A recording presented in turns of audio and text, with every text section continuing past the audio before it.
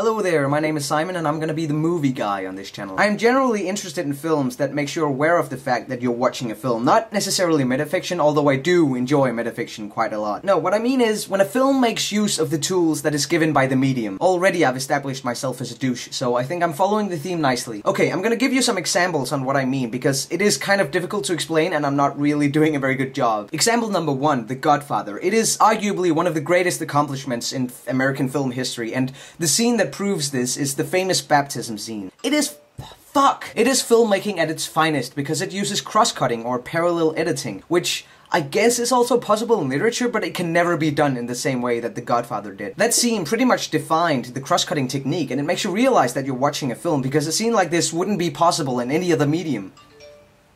God! Instead of simply telling a story, Coppola used the tools of filmmaking to drive the story forward so that it became a movie adaptation instead of just an adaptation, and that, my friend, is an example of excellent filmmaking. It can also be achieved through a good soundtrack, such as in Jaws, where the 2 repeated notes are the most scary thing in the whole film, because they pretty much function as a substitute for the shark that we never actually see until the very end. So the film never really has to show its audience a big scary monster, because all it needs to do is play 2 notes and you know that shit's about to go down. Another example would be the pace of editing. Like, Edgar Wright's films are usually very fast-paced and with lots of jump cuts for comic effect, whereas a film like Children of Men uses long, continuous shots to build up tension. And both techniques work really well, and they show that the director is using the tools of the film medium to make the story more rich. Does this make any sense to you at all? I think I'm gonna link you to a couple of scenes from the films that I've talked about, so that you can actually see what I mean instead of hearing me talk, because I'm not. That doesn't really work, does it? No. I know I'm supposed to talk about my all-time favorite films, but I don't really have any, or at least it constantly changes, so it's really difficult to say. But I think currently my favorite films are Shaun of the Dead and Le Fabuleux Destin d'Amélie Poulain.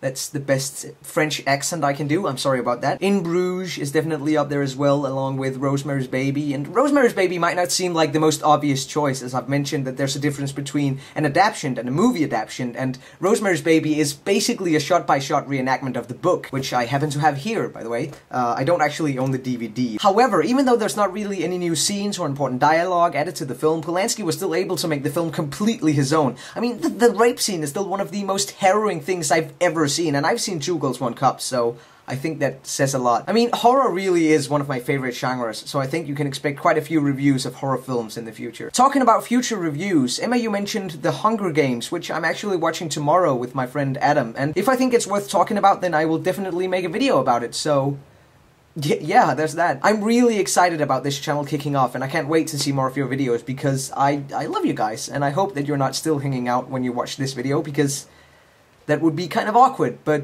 yeah. Bye! Before I